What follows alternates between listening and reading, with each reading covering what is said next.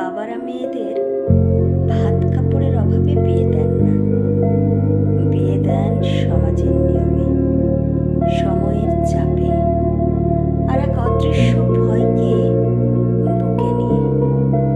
নিজের আদরের মেয়েকে কেউ কি সহজে পরের বাড়ি পাঠাতে পারে?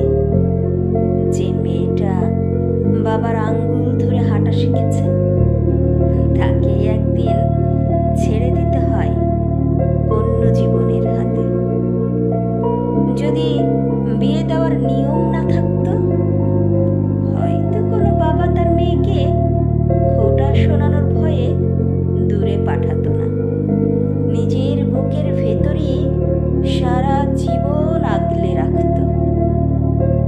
কারণ বাবার কাছে মেয়েরা কখনো বড় হয় না, তারা সবসময় বাবার ছোট্ট রাজকন্যাই থেকে যায়।